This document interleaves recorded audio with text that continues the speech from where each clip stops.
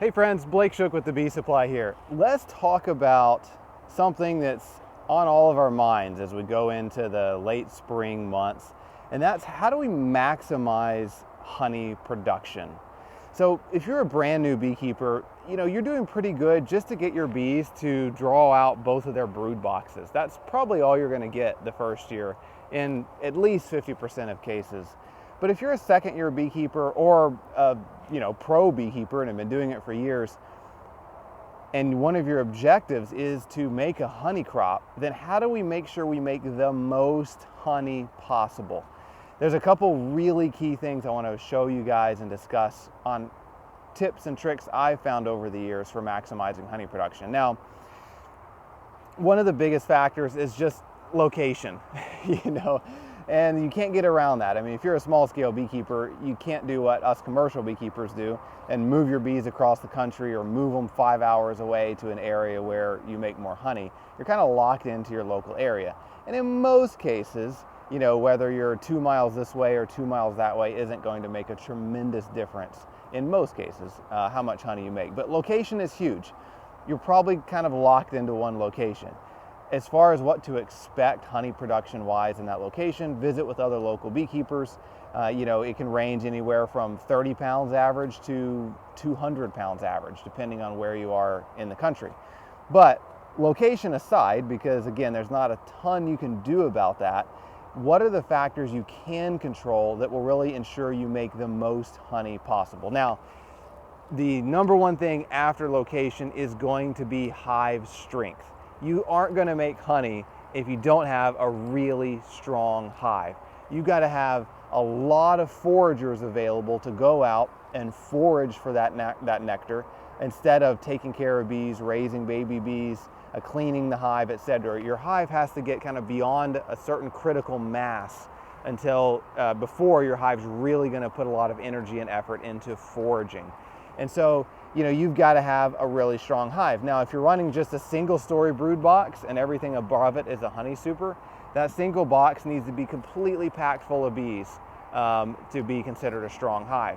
If you've got 2 brood boxes, 2 deeps like I have here, or a deep and a medium, 2 brood boxes, both of those boxes need to be full of bees, brood, stored honey for a hive to be really strong and ready to produce a honey crop.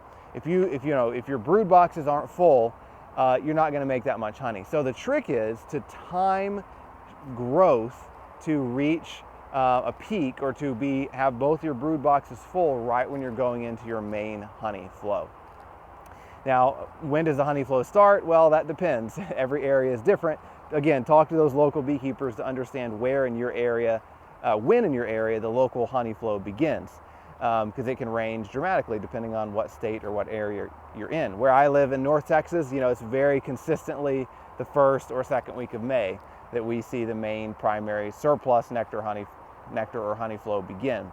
But again, that can vary wildly depending on where you live. But my goal, by the time my main surplus honey flow begins, I want both of my brood boxes full of bees and brood and ready and needing that next super.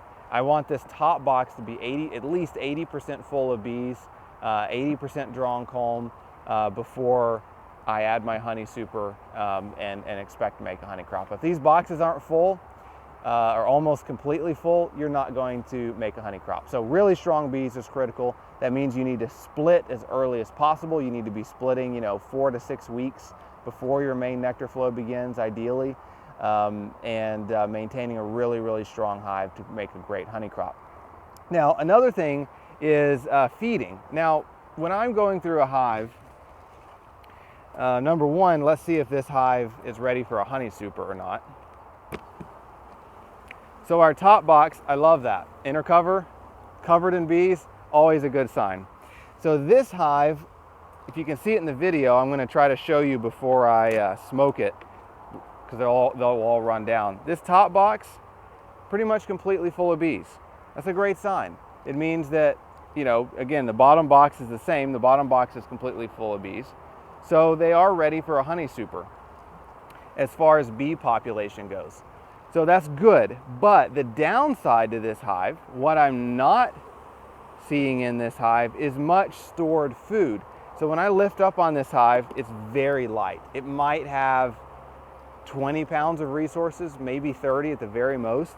And I have a lot of empty frames food-wise in this top box.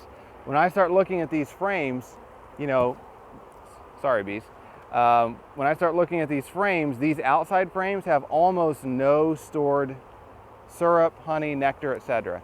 This one has a little bit, but not a lot.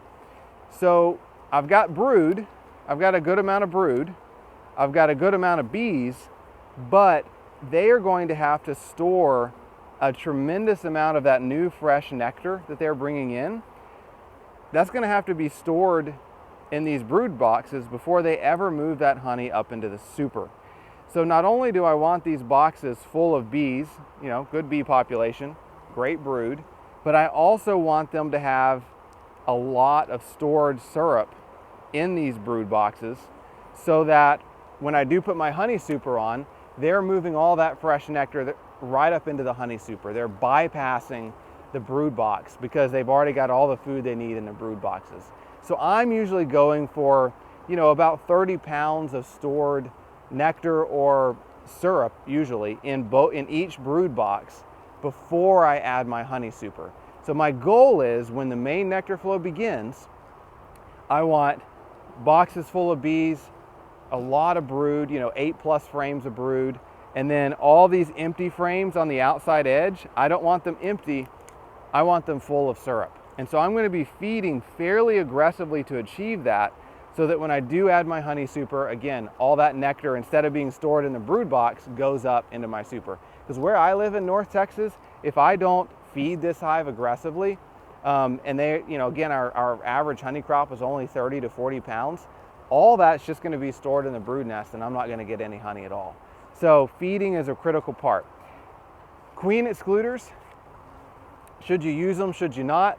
I addressed that in a different video, but if you have a weak hive and not a great honey flow, a queen excluder can slow down the progress of storing honey in a super. If you've got a really strong hive and a strong honey flow, the queen excluder is virtually irrelevant. The bees aren't going to notice it, they're going to move right through it.